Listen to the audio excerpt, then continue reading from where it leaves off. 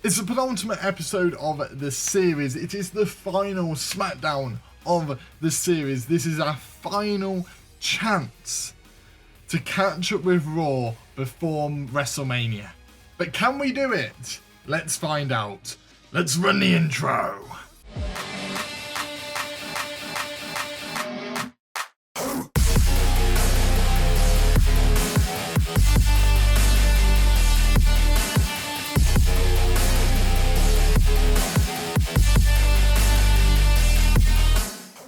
Hello everybody, my name is Bragster and welcome back to Tag Team Turmoil, where as you can see, there's about 58,000 fans in it, but we do have slightly more budget than they do going into this week. And if you look at our power cards, we can double cost their pay-per-view, we can veto stars, and we get free arena and crew bookings probably for WrestleMania. That we can use, so we're in a very primal position here, but we have promised Undertaker a main event match, so that's going to be a very tough one, but we'll see if we can do it, right? We'll see if we can do it, and we're going to see whether we could put on a really good show here, but let's put the show. Right, so I've put the show. And we're going to go through the power cards now that we're going to use. We're going to leave the free arena and free crew booking for WrestleMania.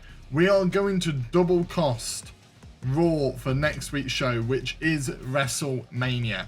We are absolutely destroying them here. We are going to veto a random superstar from their roster. Let's do that in next week's show. Absolutely brilliant yet again. We are also going to veto their most popular superstar for next week's show, which is WrestleMania again. So they are without a random superstar and their most popular star, so they will definitely want their most popular star on the pay-per-view.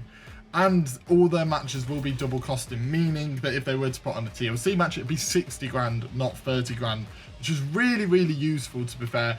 That's why if I run through the show logistics before the main show, we've got the big open arena, the veteran crew, we've bought the industry leading lights, 3D effects and pyro, and then we've also got a commercial campaign, getting a lot of optional goals in there, so we're getting a lot of the show quality boosts up there. The only one we don't get is the big open arena one, but the big open arena is very good in terms of ticket prices and capacity. If you look at our show, we've got the opener. It is Natalya versus Naomi for the SmackDown Women's Championship in a tables match, which is Natalya's specialty.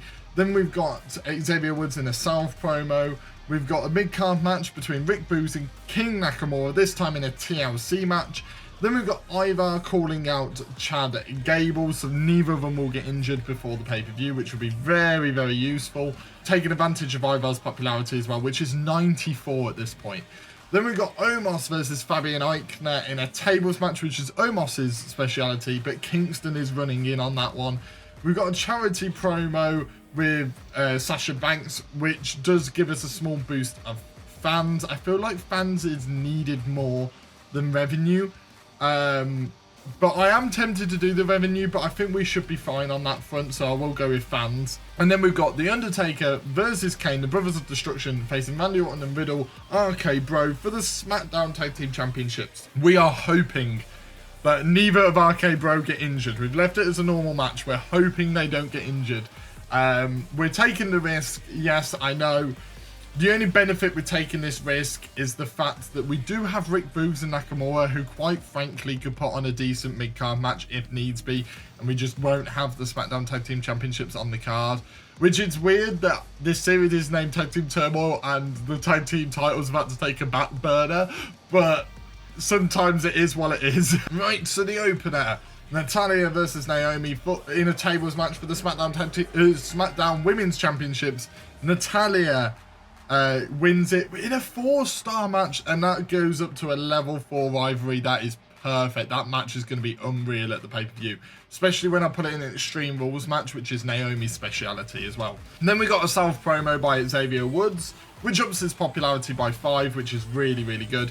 Then we got Rick Boogs versus Nakamura in a TLC match. Let's see how this one does. Nakamura gets the win. And it's 3.5 stars. That is a very good match, and it goes up to a level 2. Then we've got a call out from Ivar to Chad Gable, which it's excellent, and it goes up to a level 4 as well. That should be an excellent match as well at the pay-per-view, probably in a Hell in a Cell match. Then we've got Omos versus Fabian Eichner in a tables match with a run-in from Kofi Kingston.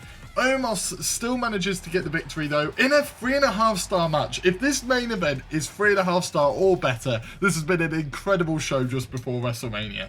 Then we've got Sasha Banks doing a charity promo, which is good and gets us some extra fans. And then the main event, the Brothers of Destruction, RK Bro, for the SmackDown Tag Team Championships. Come on, please be a good match. I don't even care who wins it. The Brothers of Destruction win it.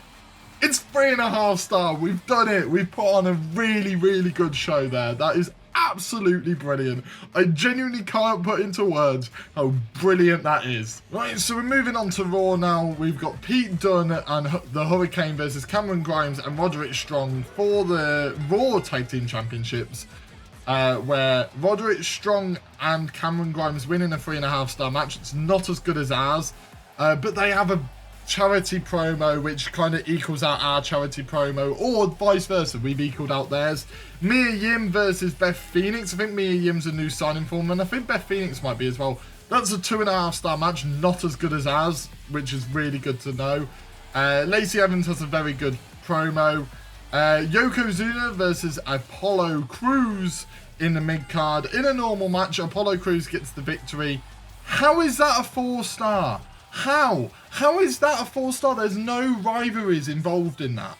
I know that because it's Yokozuna and the Hurricane in a rivalry. How? Explain that to me. Right, brilliant.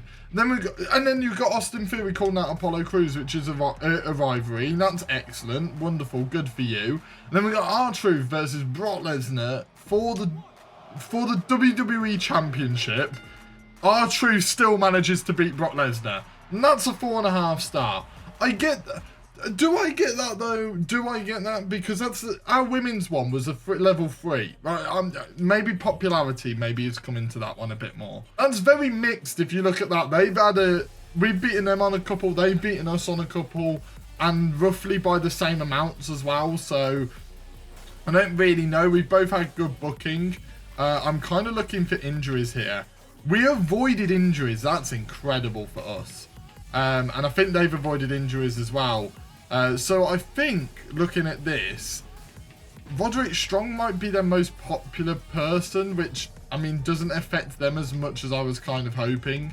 But their popularities, if you look at them, are unreal. Whereas if you look at our popularities of some of our people, like, they have dropped a bit.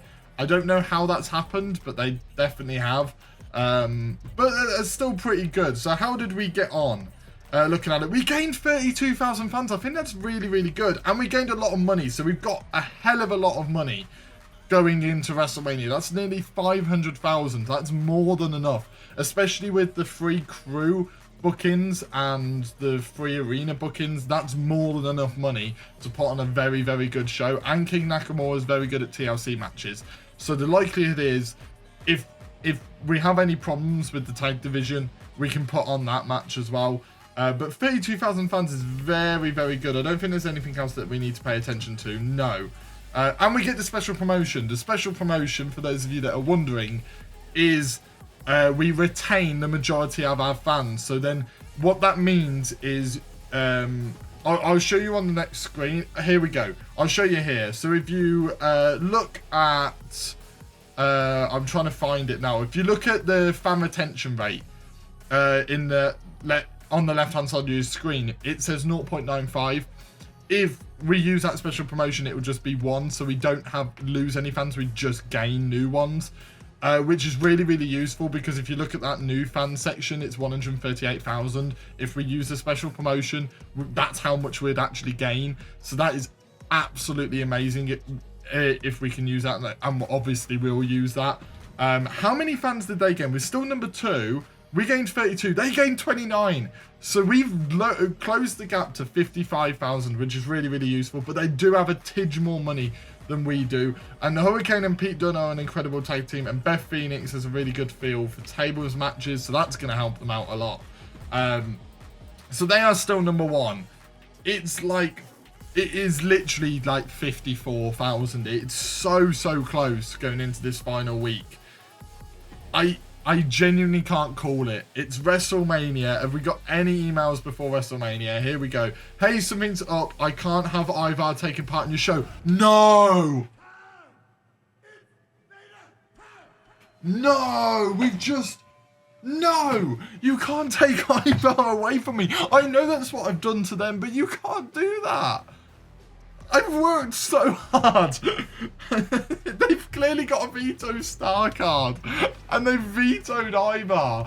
That is so poor. And like the fact that Ivar's our main champion that they've gotten rid of. We've gotten rid of their tag team champion. He means nothing to them. That's not going to bother them. Oh, this is awful. Hey, I thought we agreed I wouldn't fight Natalya next. Oh, sorry, Naomi. And guess who won this time? Yeah, not me. This isn't what I come to expect from you. Sorry. Good old St. Louis. Time to give my adoring fans what they want. I bet be on the card tonight or they'll be held to pay. Honestly, Randy, you're on the card. So we have 5 matches. We've got no commissioner goal. The fans are close and the budget's close.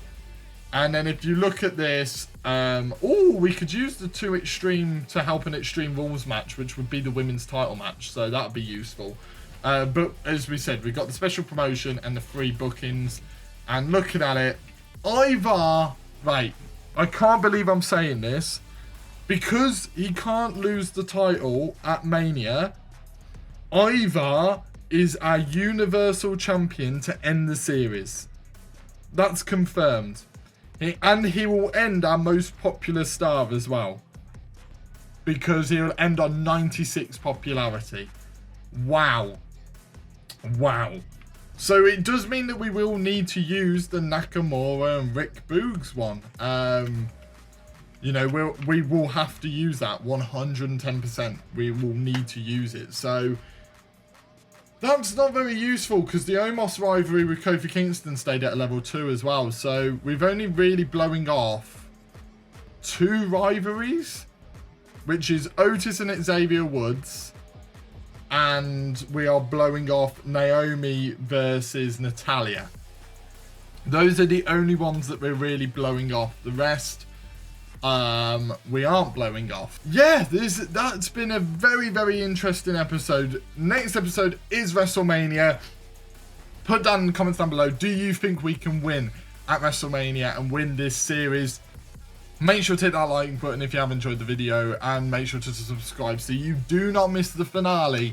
And I shall see all of you in the next video. See ya!